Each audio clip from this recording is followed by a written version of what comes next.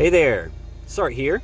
As you can see, I got my rank 1 against Crumby. I did it late in the day yesterday, so I didn't have a chance to get a recording, and I kind of wanted to clean things up. It was a bit of a sloppy clear, as the first one usually is.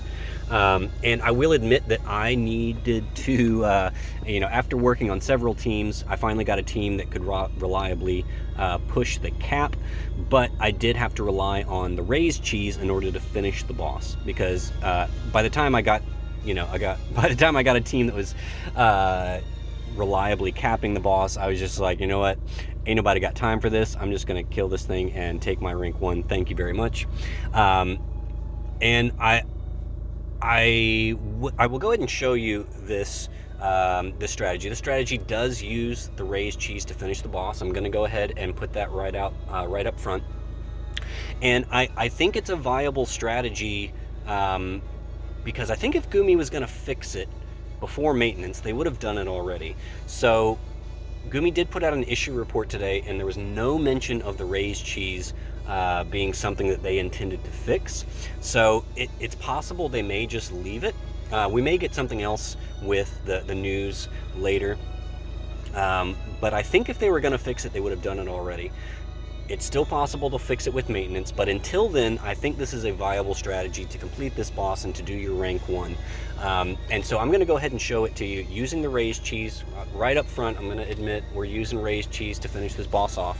And if Gumi says they're going to fix it after maintenance, I will continue working on other teams that will complete it without using that raised cheese. All right, but enough about that. Let's go ahead and get in here and see. Let's see how we get this done. So I'm going to turn on all the mods.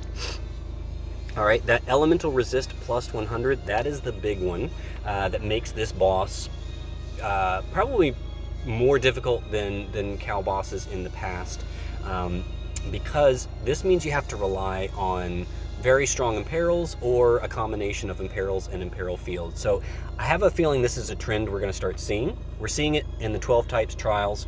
This is the first time we've seen it in a Clash of Wills event, but it's probably going to be something we see in other clashes, at least for this season, because this is the first of a new season. So we're probably going to see this in the next 2 Clash bosses as well.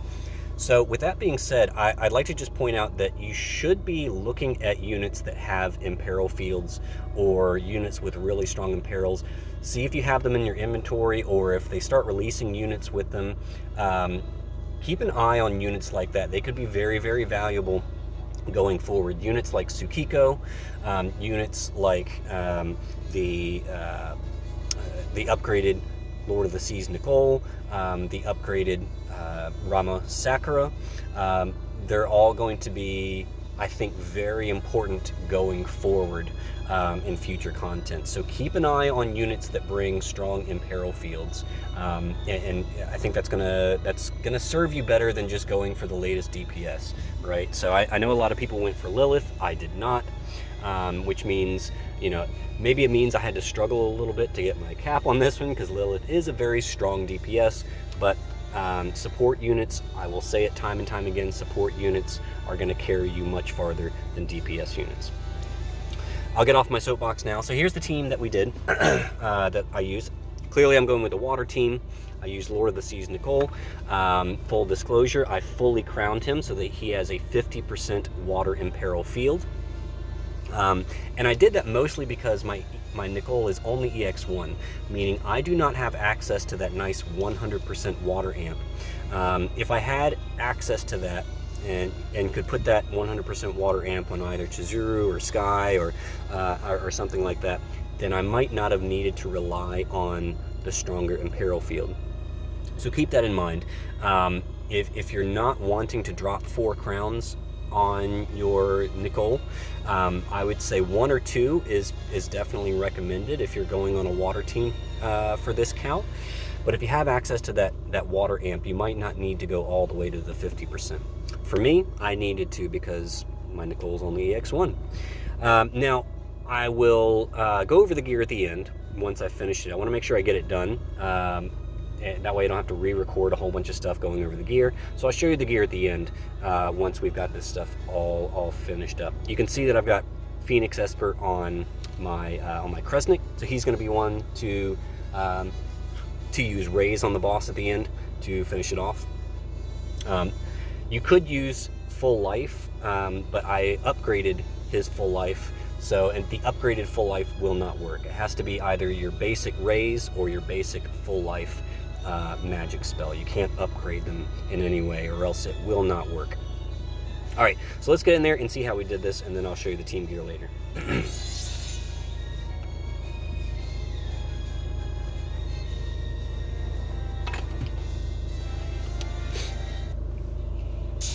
All right, so to start with, everybody is charm immune. You see we got a nice big bump to our morale there, turn 1. That's thanks to Nichol wielding the Empress's Celestite Rod upgraded so that it does the 1500 morale boost at the start of battle. He's also wearing the Treasured Memorial Ring from the anniversary. Hopefully you pick that up. That does another 600 morale to start the battle.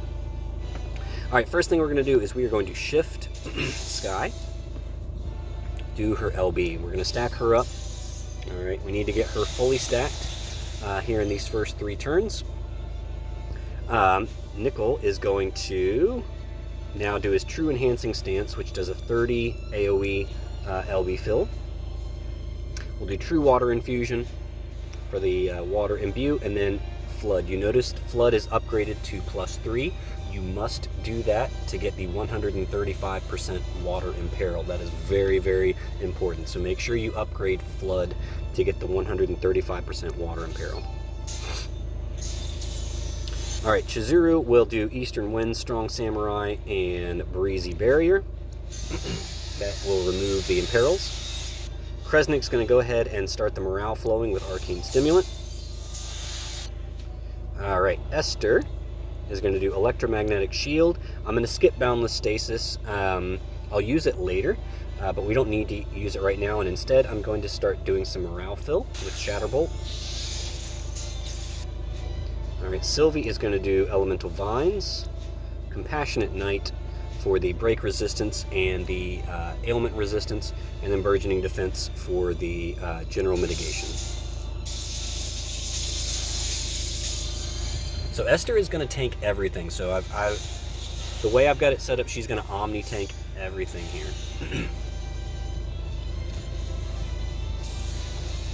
So everyone else is pretty much covered. You notice it looks like she's taking a lot of damage because she doesn't have any kind of physical mitigation. She doesn't have her typed mitigations up, and the Omni cover mitigation is fairly low. It's only 40% mitigation on the Omni cover, but that's okay. She is fine. She's not in any danger. All right, so we're now going to do Skye is going to do her LB again. All right, we're going to do Shift Sylvie. All right, and that is like the first time that Esther has not had her LB up. That is just stupid. Okay, awesome. So normally Esther would have her LB ready. That's okay. We are going to figure this out. So we'll do Eastern Winds again, just to make sure that that's set up. We'll do Staunch Samurai Spirit and Breezy Barrier. Okay. So that'll guarantee that Esther's LB is up.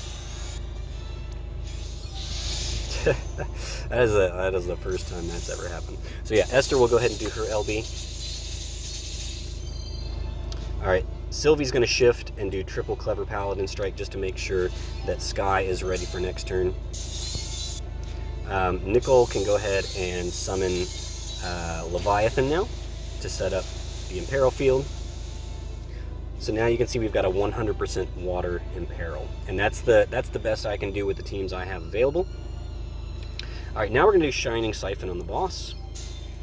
All right, that's to make sure that nobody takes any damage of any kind. And really, when I say anybody, I mean Esther, because Esther is covering.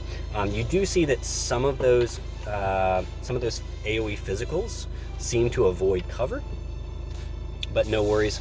That's converted to heals thanks to Cressnik's Shining Siphon. All right, so now Esther is basically completely resistant to everything that the boss is going to throw at her. She will take 0 damage from here on out. All right, Skye's going to LB again. All right, she is now fully stacked. All right, Sylvie's going to come back and do Elemental Petals, Elemental Vines, and Paladin's Resolve. That is for morale fill.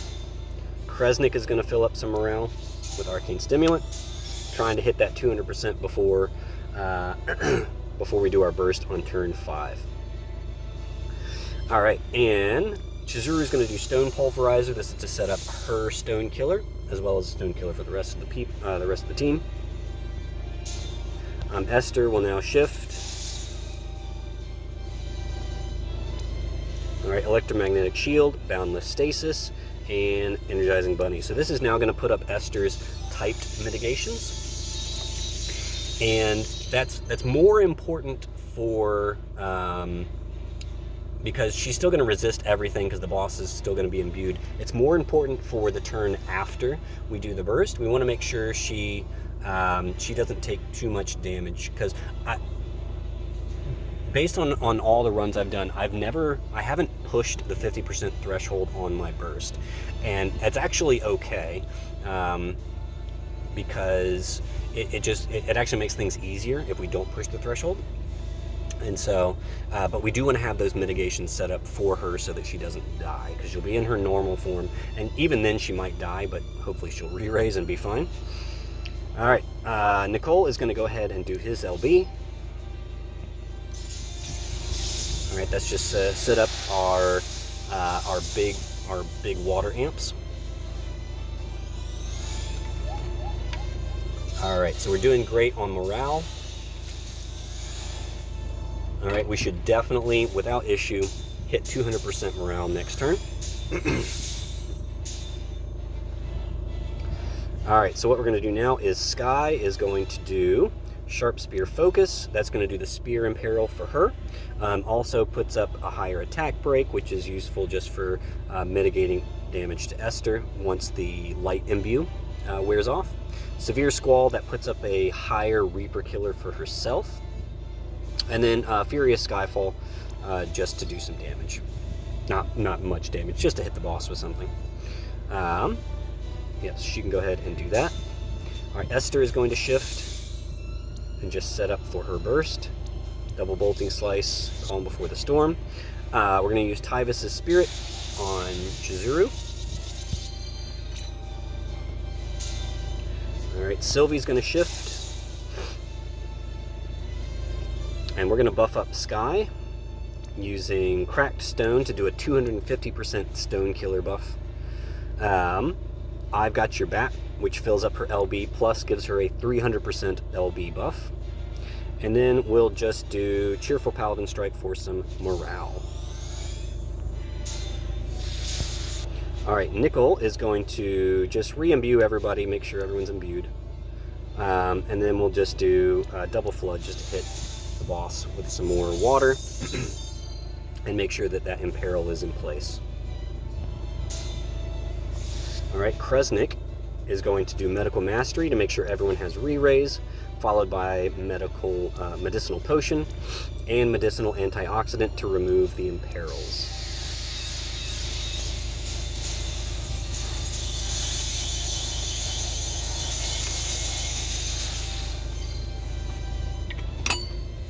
All right.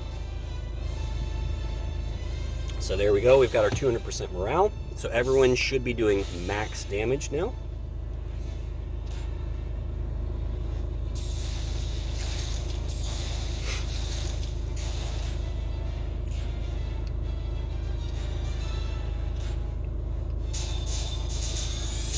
All right, so that's the last turn the boss is going to be imbued, I'm pretty sure. Now let's see just how much we do this time. Okay, so the thing about Nichol is that it's kind of a pain in the ass, to be honest, because he's got this triple C magic, but then you can't triple cast Watera. It's Nichol. How can he not, I don't know. Like, sure, you can triple cast Waterga, but I want Watera. It pisses me off. So I had to give him Aranya's Ring so that he could do a triple Watera. It's just like, it's unbelievable. I'm like, seriously. And then we'll just do a drain. That way it doesn't break the chain. All right, and this is because we're going to chain Blue Wave with Cressnik. Sylvie's going to do her Brave Shifted LB to boost everybody, give everyone the 400% full buffs, boost everyone's LB mods. So everyone should be ready to wreck it. Skye is going to LB. Chizuru is going to shift an LB. Esther's going to LB.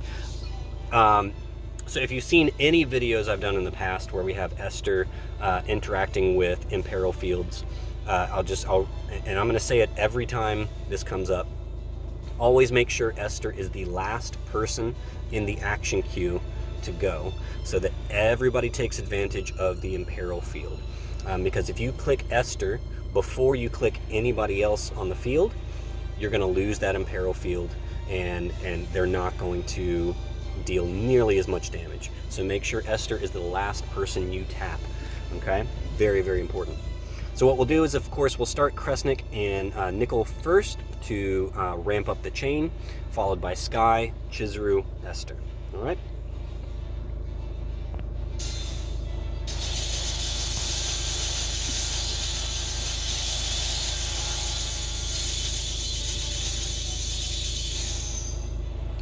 Right, so that should get me the cap. Yep, 2.58.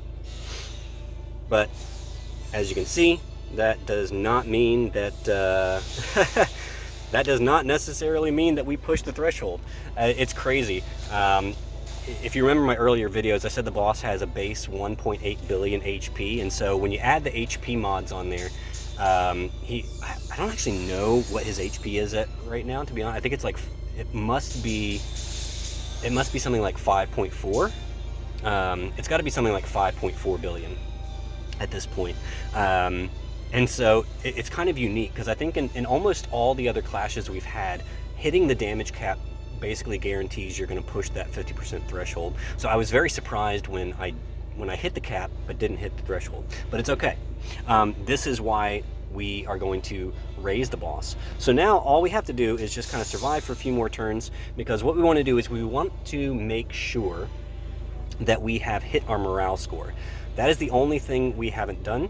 The only thing we haven't done yet is the morale score. And so that's all we're going to do now, is we are just going to make sure that we have plenty of morale. Esther's going to continue to Omni cover so that nobody takes any damage, nobody dies. And yeah, Sylvie's just going to keep doing that. We do need to reapply our Compassion at night, because we did have a few people die. So we need to make sure that they are fully covered and all of that stuff. Okay. Cressnik can, just do his Medicinal Potion, Medicinal Remedy, Medicinal Antioxidant. Chizuru will do Determined Samurai Slash, because that does morale fill on it. Oh, sorry. Is it dedicated? Oh man, which one is it? It's dedicated, sorry. She'll do Dedicated Samurai Slash, because that does a 500 base morale, plus 100 for every physical attacker on the field. So we should get 800 morale, because we have 3 physical attackers. We've got Chizuru, Esther, and Skye. So that should do an 800 morale fill for us there. Nichol can just do True Water Infusion, again, to make sure everyone's imbued. Double Flood. Skye, she can just do some breaks. Furious Skyfall. Esther will, again, Omni cover, Storm Guardian, and we'll just give Quantum Storm to somebody, because she doesn't have enough LB to do anything else.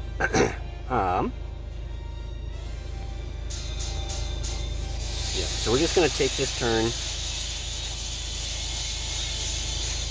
Woo! I'm getting way too close to the way too close to the threshold there. All right, I really don't want to go over the threshold. Please don't go over the threshold. Okay.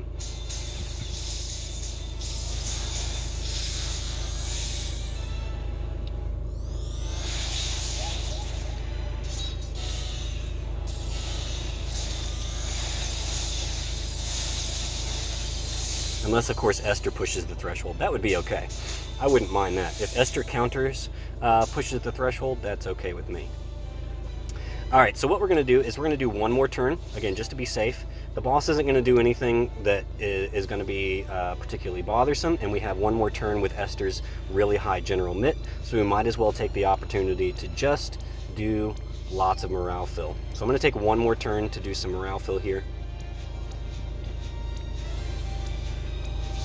All right, Chizuru can do another dedicated samurai slash. Skye can, honestly, I don't want to deal any damage to the boss, so I'm just going to have her guard. Same thing with Nichol. I don't want to do anything that's going to push the threshold. So, actually, yeah. In fact, I don't even want to do Chizuru. Yeah. Oh, I think Strong Samurai Spirit does morale fill, doesn't it? Yes! There we go. All right, Strong Samurai Spirit it is. Okay, so yeah, I don't want to do any damage to this boss right now. I am like, nope, not pushing the threshold.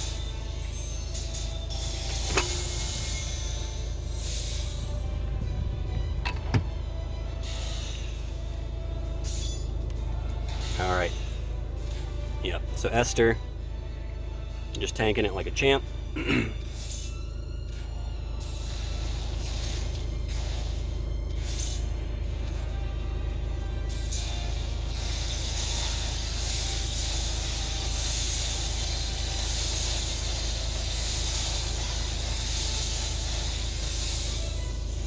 Go. All right. So now I personally I feel like I've done plenty of morale filling. You know, whatever you feel like. If you would like to do another turn, you could. Just know that Esther's general mitigation has worn off at this point, so she might take a lot of damage going forward. I'm going to go ahead and kill the boss now using Raise from the Phoenix Esper. So to do this, you know, you've seen it in probably lots of videos now. You just hit select target down there at the bottom, and then you'll see, unfortunately, the little stat box, it kind of gets in the way, but if you see the little bouncing red arrow up there, right where it says light damage factors, you see that little bouncing red arrow now. If you click around there, you know, sort of between Crumblier's head and that red arrow, and it should allow you to target the boss. So there you go. So yeah, tapping, you know, right around the sort of, maybe, let's say the mushrooms growing on his back. That's the perfect place to tap. Just somewhere around there, and when it lets you target the boss, you know you're good to go. So now we're just going to kill him.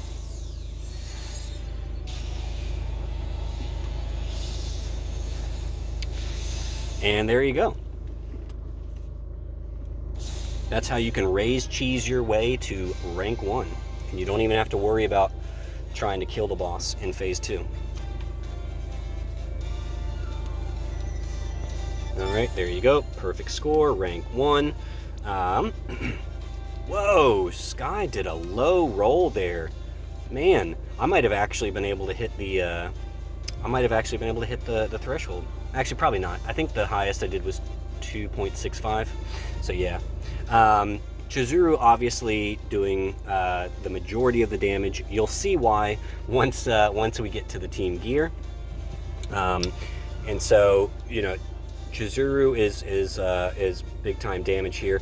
But Esther and Skye definitely not slouching. You know, they are required DPS to get this one done as far as the units that I have. And so let's go ahead and take a look at the gear now. I'll get through all this stuff and I'll show you the gear. All right.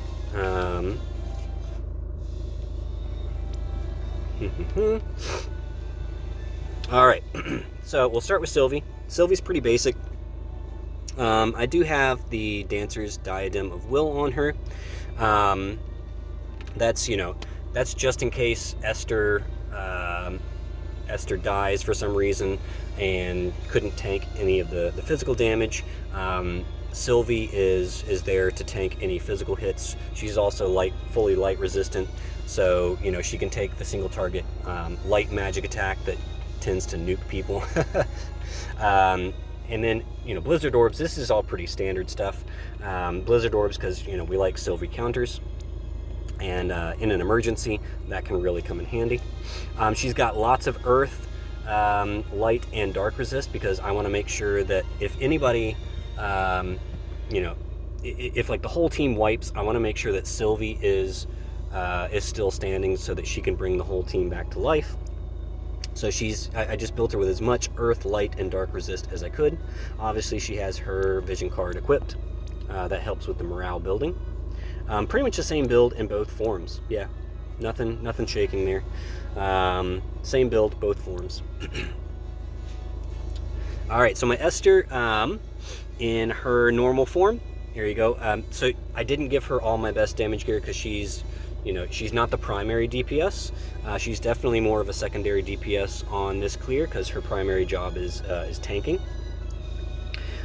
She needs lots of light and dark resists. So, you know, when you do the, what I should do actually is I should go back. Well, no, never mind. Just imagine that you've got 100% taken off all of these resistances, right? So she would still have 60% light and dark. That way, after buffs, she's fully resistant to those. All right. And so, yeah, Magister's gear for the chain cap up, and then just strong attack gear. She caps killers very easily with her card. So, you know, she's got capped on the Stone and Reaper killer, easy peasy. Just give her Bahamut and her card, and she's good to go. In her Brave Shift form, again, just strong resistances, especially to Earth, Light, and Dark. Blizzard Orb for the counters, just to make sure she has her LB up. Shining Guardian of Hope is a really great one. I want to just point this one out. This comes from the 5-star Never Ending Hope. And so he's a UOCable unit. Very nice because it comes with the 100% light resistance. So that's really, really nice for sort of countering that initial 100% imperil that all units get if you use that modifier, that bonus mod. Otherwise, pretty standard gear. I will point out handcrafted garb is a nice one because it comes with 30% earth and dark resistances. All right, Guy's belt, of course, is there for the 100% HP. All right, Nichol in his normal form, Aranya's ring, Crimson Furisode. That was just in case he took some damage. That is not required to have Crimson Furisode. Just give him, you know, any standard old robe. He does have high light and dark resistances as well. That's again just in case something were to happen to Esther and she wasn't able to Omni cover for some reason. I want to make sure everyone's got their earth, light, and dark resistances covered. First rate treasure hunter for the charm resist. Call of the Wild. That's just to make sure that he's got his LB up when I need it. And then power cut card again. That you can ignore that. He doesn't need it. I did that just in case he needed to have some bulk.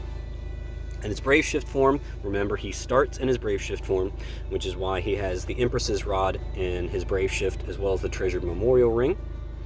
And then, yeah, just some general gear. Kryl scrunchies there for the ailment resists.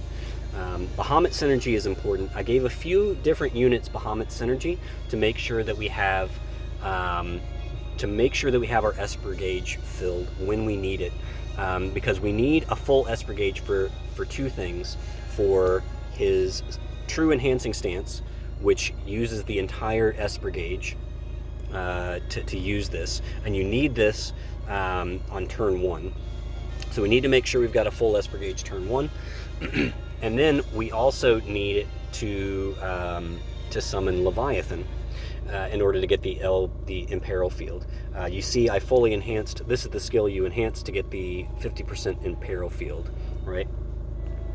And then don't forget to fully enhance your Flood for 135% water Imperil. All right, other than that, the gear is fairly irrelevant for him, all right? Cressnik, gave him the Abyss Staff because it comes with the nice 30% to all elements. So he's good to go on Earth, Light, and Dark. And again, that's just in case in emergencies. Blue Wave so that he can chain with Nichol on the burst turn. You don't need Philosopher's Stone Seeker. That's just something that's I've always had on him, and so I just left it there. But you don't need it. Shining Guardian Hope, again for the light resist buffs. His own card. In his Brave Shift form, pretty much the same thing. I gave him Pumice Piece just for that extra light and dark, but I don't think it's actually needed. I think he could probably do just fine without it. I gave him a couple of Bahamut synergies. Again, just making sure we fill up that Esper gauge as quickly as possible. Chizuru is our primary DPS on this one. In her normal form, Crescent Moon Charms there for the charm immunity. The Ruler's Chainmail. I gave her the Avalanche Bandana. That's just for some elemental resists. So she's built for the elemental resist in her normal form, not so much in her Brave Shift form. Tyvus' Spirit, of course, to buff up her LB. And then here's the kicker, right? If you want this to work the way that I have shown it to you here, a cool smile is very, very important, because this greatly improves Chizuru's damage. She's going to do significantly less damage if you do not have a cool smile vision card on your Chizuru. Now, with that said, if your Nichol is EX2 and you can give Chizuru the 100% water amp, that will make up for the lack of this card. And so if you don't have this card but you have an EX2 Nichol, you could probably still get away with this strategy. All right. In her Brave Shift form, yeah, just some more attack, making sure she's got all of her killers as close to cap as possible. Make sure she's capped on LB damage. Let me just check. I think she's close to cap. Yeah, 275 Stone and Reaper, 300% LB damage. So she is good to go. Skye in her normal form, she's just built for resistances. Yeah, just making sure that she doesn't die in her normal form. Bahamut Synergy, again, for that Esper fill on turn 1. First Rate Treasure Hunter for the Charm Resist. In her Brave Shift form, full-on damage. Magister's Ring for the chain cap up. Ruler's Crown for a high attack helm. Orange Jacassate for a high attack armor. Kane's Lance, because it's the strongest two-handed lance that I have. Of course, she needs her intrinsic ability. And then she needs to cap off her LB damage, so all you need is Strength is there to cap off LB damage. And then just make sure you capped off her Stone Killer. She does Reaper innately, so you don't have to worry about Reaper at all, but she needs help on the Stone Killer. So she is 300% to Stone and Reaper, 300% LB damage, good to go. And I gave her Chizuru's card. So obviously I have Chizuru, but I'm not using Chizuru's card, so I gave her Chizuru's card. That just helps cap off the killers. And it also gives her a form of Guts, if that, which could come in handy in emergency. All right. So there's the team. That's how I got it done. And hopefully this was helpful to you guys. I'll keep working on some different team compositions. I would like to come up with a team that can do it without relying on the raised cheese, just in case Gumi decides to fix it over maintenance. Gumi does have a habit of changing things right in the middle of a Clash of Wills boss. And so I wouldn't be surprised if they did change and fix the raised cheese after maintenance, but I think we're going to be able to get away with this up until then. So go ahead and do it, raise cheese the night away, and do it before Gumi decides to fix it during maintenance. All right, so thank you guys so much for following and supporting me. I hope this was helpful to you guys. Stay tuned. I'll do some more I'll try to do some more clears as the week goes on, and I will see you on the other side.